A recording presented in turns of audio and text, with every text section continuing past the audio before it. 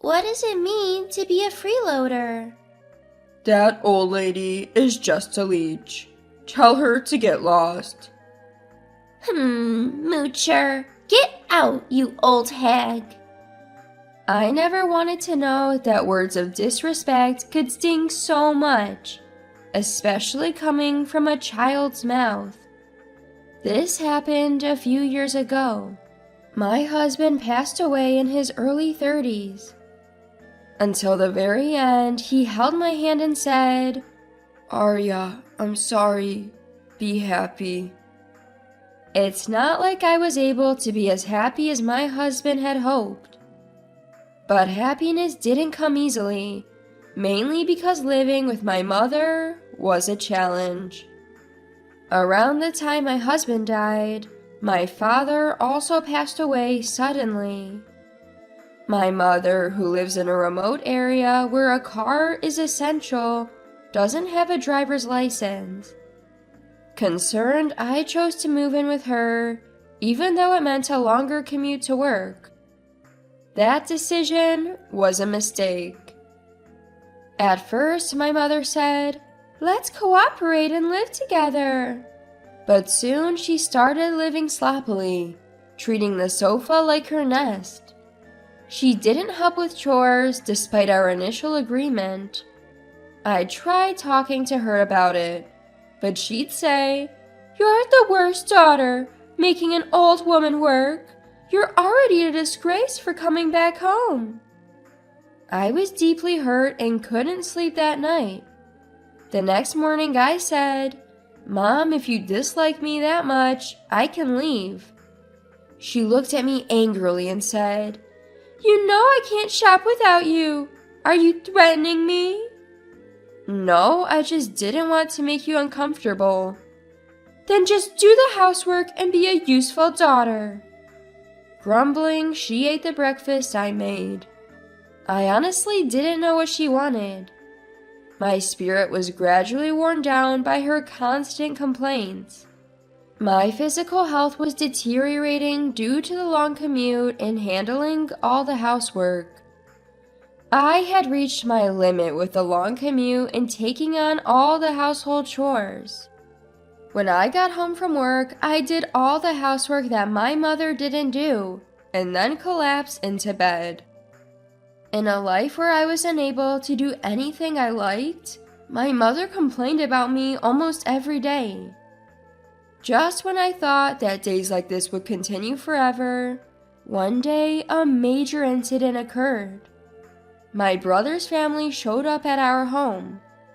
"What brings you here all of a sudden?" My brother Louis, his wife, and their son never visited because they found the countryside boring. As I was puzzled, my sister-in-law Alvina tilted her head.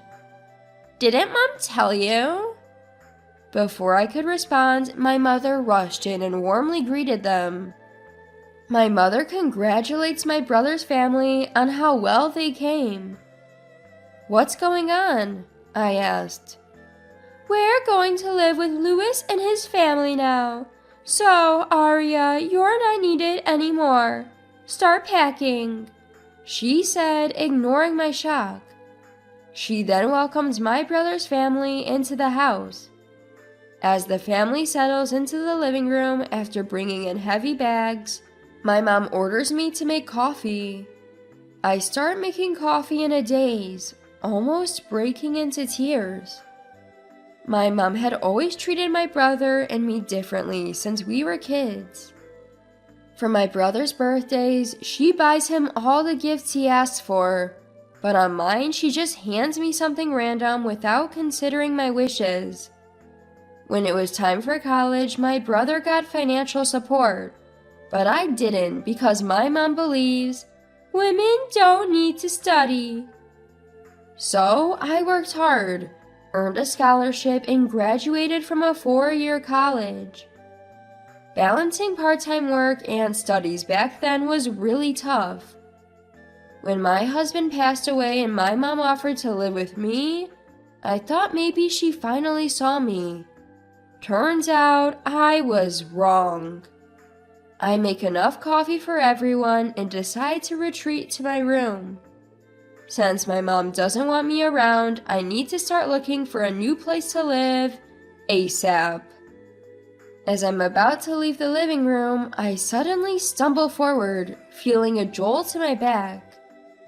I was lost in sadness, but when I turned around, it's Delano, my brother's son who had kicked me.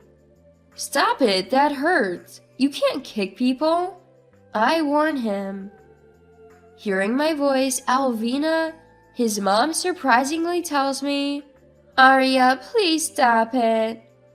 Delano, grinning, says, I took down the old lady. Alvina smiles and says, "Yes, you did." Confused, I show them my bruised knee. Isn't it basic to teach kids not to kick people? I'm actually hurt. Why shouldn't I correct Delano? We practice no scold parenting. We let our child grow freely, doing what he wants. So please don't scold Delano. Alvina says, visibly annoyed. She takes Delano and leaves, saying, "No point talking to someone like this. Let's go play in the living room." I was furious, but it was clear that my mom, brother, and Alvina would side against me. Picking a fight I can't win won't help, so I head to the kitchen to calm down. When I'm about to break, I turn to sweets for comfort. I thought I had some cream puffs in the kitchen, but as I get there, my brother is already opening the fridge, exclaiming, "Oh, cream puffs! Delano, you want a cream puff?" He calls out to the living room, and Delano comes running to take one. I snap at my brother. "Hey, that cream puff was mine. Why are you giving away stuff from someone else's house to your kid?" "Oh, that was yours? Well, the cream puff is happy you're being eaten by a cute kid. Getting mad at a child, you're losing it." "I'm not mad at Delano. I'm mad at you for giving away my cream puff." My mom and Alvina must have heard me raising my voice at my brother. They both come into the kitchen. "Arya, enough is enough. Stop picking fights with your brother. Don't you have better things to do? When are you planning to leave?" My mom says. "Leave? You just told me to leave today. I have nowhere to go," I reply. "Oh, poor thing. How about we let Arya stay until she finds a new place, mother-in-law?" Alvina suggests, feigning pity. My mom reluctantly agrees, saying, "Alvina, you're so kind." I'm frustrated, but no arguing won't help. Still, I can't help but voice my discontent. "What do you mean, support me? I pay for half the living expenses in this house. Why am I being treated like this?" "You're still being supported by your parents, right? Isn't the money coming from Dad's inheritance?" The truth is, I pay for the household expenses from my own salary. But my brother and his wife assume I'm living off my late father and mother, so there's no point in arguing. Delano, having finished his cream puff, appears and asks, What does support mean? My brother points at me with a smug smile. "It means that lady over there. She's a loser who needs to be supported. Tell her to leave." Huh, freeloader, get out, old lady. I never knew how much it could hurt to be insulted by a child. My sadness turns into boiling rage. I start to feel that I can't forgive my mother, brother, and his family. Fine, I'll leave as soon as I find a new place. But I'm taking everything I brought with me. That's okay, right, big brother? Sure, go ahead. He says, mocking me. My anger peaks. I vow never to forgive them. I make plans and decide to move out as soon as possible. On moving day, I gift my mom and my brother's family a vacation as a final act of filial piety. They happily go on the trip, but they're in for a surprise when they return. I complete the move, imagining their shocked faces.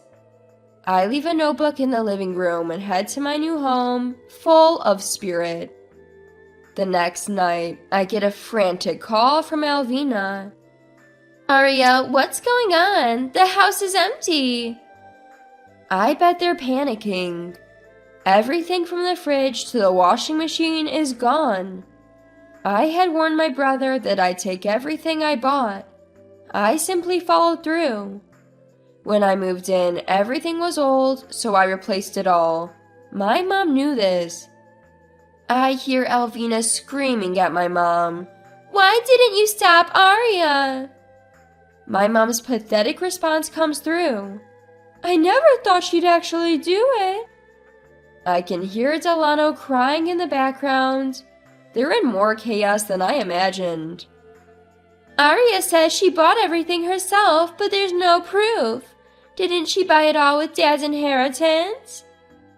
My father left no inheritance. You and my brother left right after the funeral, so you probably didn't know. There's no way you could afford to send us that much money just from your pension, Alvina argues. That money was from me. I clarify. What? Alvina sounds dumbfounded. I paid it. Check the notebook in the living room. I instruct. The notebook contains all the receipts for everything I bought for the household. Alvina sees it and stammers. What does this mean? I explain. I have more money than you and my brother think. I never got help with college tuition and felt frustrated because of it. But I used that frustration as fuel, working hard during job hunting, and landed a job at a top-tier company.